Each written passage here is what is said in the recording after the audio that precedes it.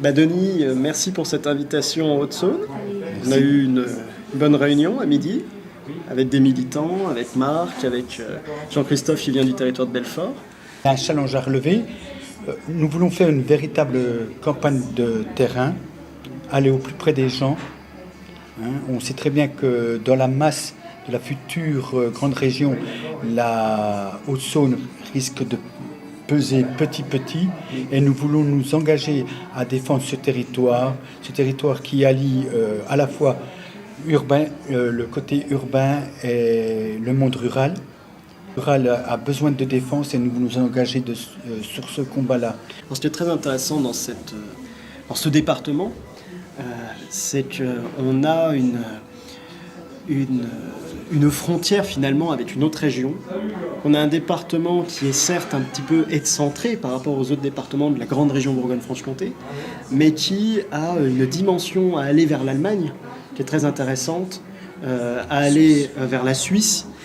Et je pense qu'en tant que coordinateur de l'ensemble des politiques publiques sur la région Bourgogne-Franche-Comté, parce que je rappelle que je vois la tête de liste comme un coordinateur de l'ensemble des potentialités de la région, je pense qu'on a vraiment un travail à faire sur cet axe et pour faire bénéficier notre territoire de Haute-Saône, parce qu'on a Peugeot à Vesoul, on a quand même une industrie réelle qu'il faut sauver vu la crise qu'on connaît actuellement.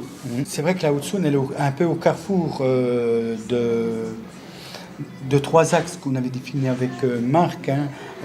L'Est qui va vers le territoire de Belfort, avec Héricourt. L'Ouest qui va vers Besançon. Et le Nord qui va vers Dijon. Et donc, ce territoire, il est au carrefour de beaucoup d'affluences, de beaucoup de forces centrifuges. À nous de garder aussi cet équilibre-là.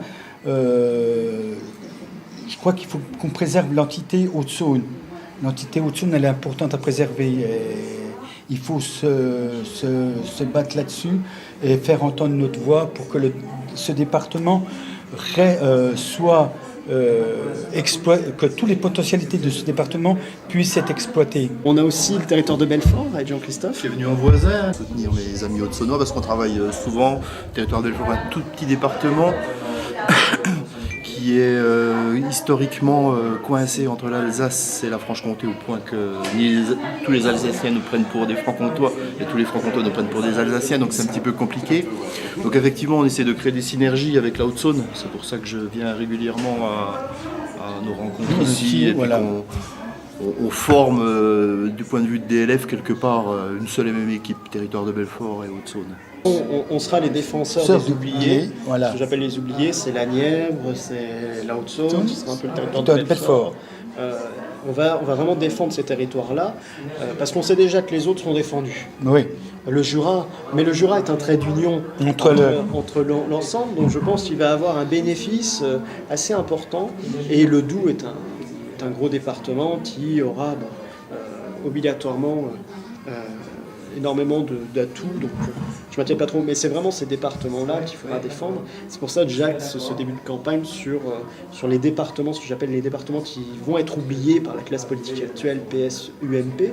J'ai qu'une envie de dire, c'est de dire aux Haute-Saônois puis aux Belfortins, ne comptez pas sur les autres pour vous défendre, défendez-vous, vous-même, et venez nous rejoindre. C'est vrai que nous n'avons pas de carte professionnelle à jouer. Nous sommes des simples citoyens qui nous mettons au service d'une cause qui s'appelle tout simplement la France, et en l'espèce la Bourgogne-Franche-Comté et la Haute-Saône. Et nous avons envie vraiment d'en faire entendre la voix du peuple, la voix de la base.